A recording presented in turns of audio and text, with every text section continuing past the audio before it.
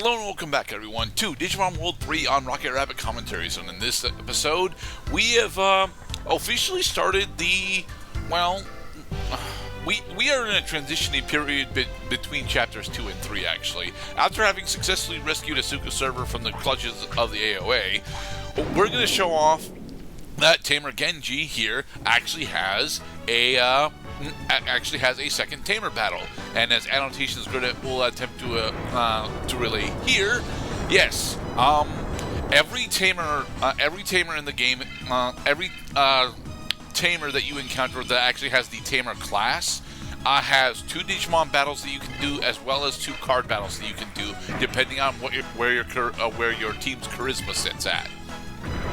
And the second Digimon battle that you can do with them is always harder, and usually introduces you to some newer Digimon that you will be able to encounter in the wild a bit later on. Genji here actually introduces us to Kuwagamon 2, and you can even actually score the chainsaw from him if you decide to have thieves skills, or just do a bunch of resetting for it. The chainsaw is not honestly all that relevant of an attacking item, though. Chainsaw, man. Believe it or not, chainsaws do actually feature quite frequently in various dark-sided / machine Digimon. Specifically, in this game, we will eventually get to see Giromon, who is an ultimate level Digimon that is more or less a floating bomb, but he also happens to have a chainsaw on him.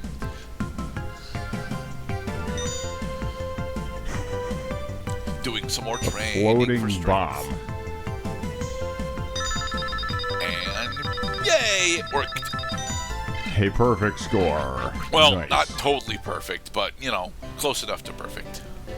Or that was on -3. Yeah, that was -3 overall. So, oh yeah, and this is me showing off that, unfortunately, even though we have the ability to rematch against Genji, there's virtually no other Tamers aside from one that we'll be able to show off when we get there much later on, that we have the ability to actually do Digimon battles against. We have decided to do a hard jump cut over to the Byakko Underground in order to talk to, not this trooper, but the false Byakko leader. Forever. If you recall, several parts ago, we actually took him down, and then he threw this down into this pit. It is not a question that I answer very easily. Yes, but you found me on a good day. Because the traffic light actually had signaled on time that I pass in order for me to get my coffee. Lucky Mouse is the one you should be looking for. We quickly attacked Suzaku City in order to seize their coffee and their egg, cheese, and sausage breakfast sandwiches. I mean, they live in a desert, Mr. Cloud, so cheese is not honestly something that's usually a major part of their diet. But sausage sandwiches do sound good. A journey through the desert. Alright, so now we have a hard cut over to Southgate because although the fake Byakko leader was able to tell us that Bulbmon is how they actually got over to a Suzaku server, we don't actually know where the hell Bulbmon is at the moment. All that we honestly know is that the last time we fought him, last time that we saw him, rather, he was doing transitional stuff between our east and south sector. So I don't remember if anyone is supposed to tell you that you need to go to south sector in order to continue the flag, but I think someone in either Teddy or Lisa in the admin center mentions that the south sector is actually experiencing a bunch of earthquakes, and now that we're actually here in south sector, we can experience one of those earthquakes ourselves after we do some more training, because we hit 31. So more strength, please. So you gotta work on them calluses. Get those knuckles nice and desensitized so you can really wail into people. But the RNG failed, So we reloaded the save file in order to give it another attempt. -1, ouch. It is not recommended, by the way, that in the name of enjoying a fluent and cohesive game experience, that you continuously, and I mean repeatedly, like a bastard child, reload your save file over and over again in order to pass the punching bag minigame, getting 100% success, as Mr. Gerdad is doing right now, that because we realize that the best thing is to just get the best result. So -2, -3, and ouch. For the And record, then gets I whacked actually in the do, face. I actually Loading do safe state. I actually do recommend you you fish for you don't fish for the exactly perfect one, which is 68.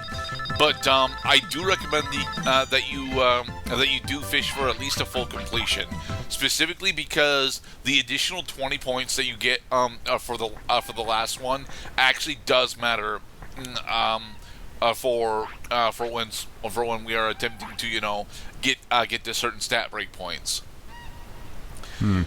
But yes, I mean, as I understand that as a simulation of how to get the best result possible, I give a thumbs up. For a simulation on what it's like to play this game on a PS1 console, in which if you try doing the same thing, you would have to pay the cost of starting from the save room and then walking to the place to train your Digimon, and skipping that part is a thumbs down, because it definitely is not repeatable on the original console. well, it's repeatable here, and that's why we're not doing it, because I know. oh god. All right. I've shown off before specifically how long it takes to actually save. How long it takes to actually save the game normally. And Saving. the terrible thing about that specifically is that it takes just as long to load the game from the main menu as it does to save.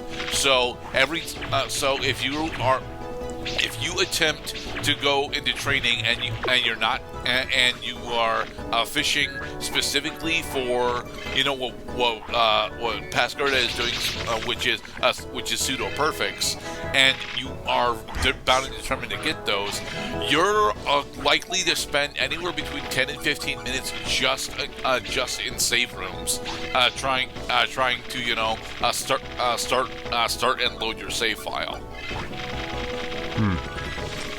In other words, as I read my colleague, it's time to move on from the archaic and more primitive methods of training Digimon in Digimon World 3. We should embrace the modern tools and available methods in order to save time and ultimately better our gaming lives. Alright, so do I actually show off Our Lady Devimon here, or do I just win with this? Because this is actually enough. Well, we're gonna kick his ass with this hand. Yeah, we're not gonna show off Our Lady Devimon. Oh well. Bring it on! Dead.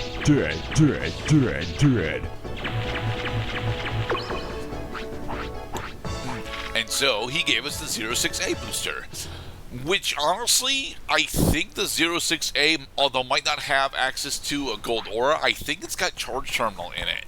So if you want to farm for one of the more powerful draw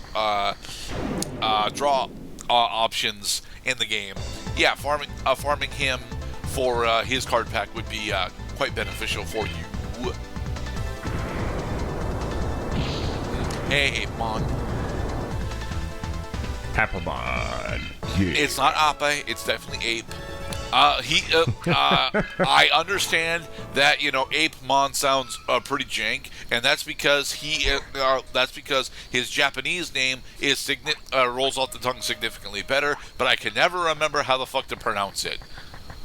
I think it's Hama. Well, right. So, that's an interesting question. Who came up with the mon suffix? Was that a Japanese invention, or was that a result of localizing Digimon for North America? No, that is a Japanese. That is a Digimon. That is an original feature of the franchise. Huh.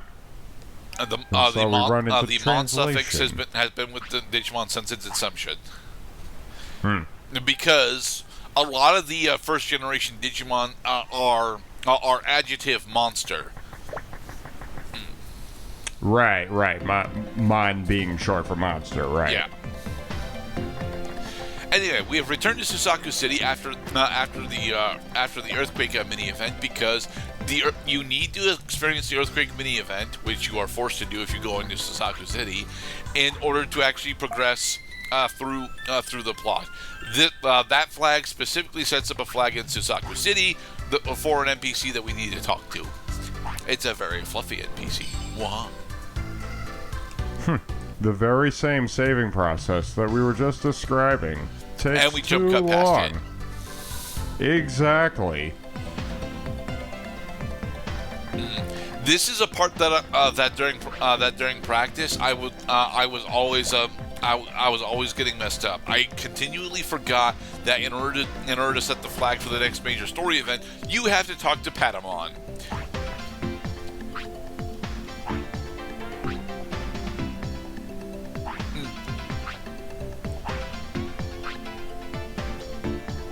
Yeah, what Patamon ends up hearing is specifically the sound effects of Bulbmon doing its thing in Ether Jungle. Which, although Bulbmon isn't actually in Ether Jungle, it would make sense that Patamon would hear the sounds from there when we get to that particular plot revelation next part.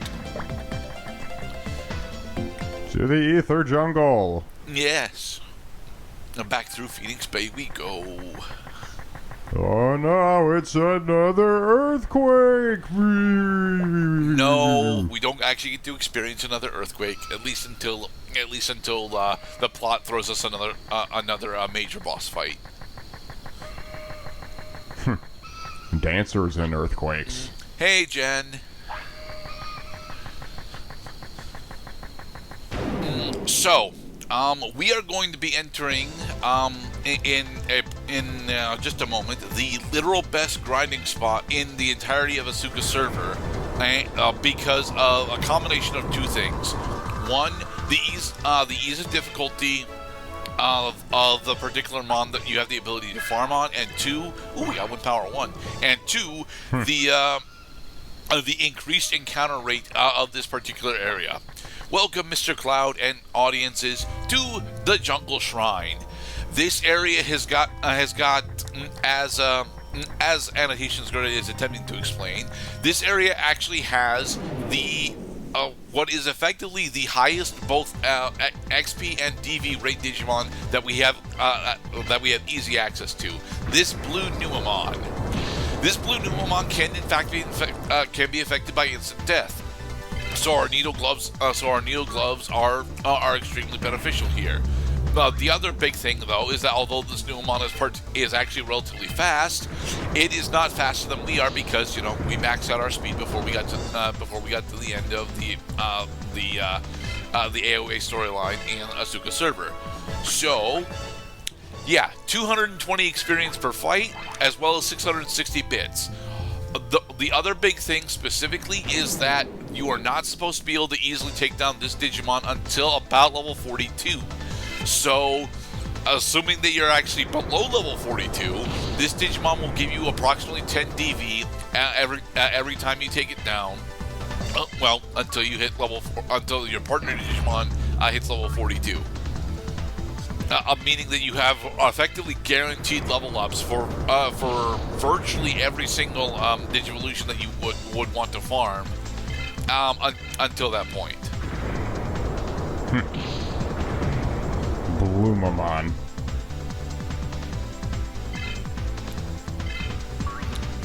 And boink.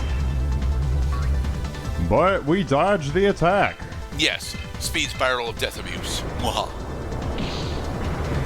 Oh, there's a lot of Digimon game console abuse going on during this playthrough. Yeah.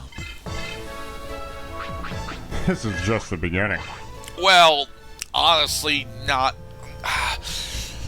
Not really. This is the same. This is the same kind of abuse that we've been showing off throughout the entire playthrough, and it's the same level of abuse that we're going to be showing off for the entire playthrough, because that's just kind of how the game mechanics end up working in our favor. The young people today just will not understand what it took in order to get Speed Spiral of Death up in Digimon World 3. To be perfectly honest, it doesn't take all that much. It just requires dedication to the ritual. To be perfectly honest, like once you understand that the Speed Spiral of Death is definitely a thing, which admittedly you might not experience for a majority of your early playtime, because it's not so obvious until you actually start fighting the sector leaders. But once you do know it, once you do know that it's there, it's actually quite easy to dedicate your gameplay to abusing the Speed Spiral of Death. In the next episode, we'll continue on through Jungle Shrine and meet another boss. Be safe, everybody. And remember, it's not cheating if your game doesn't crash.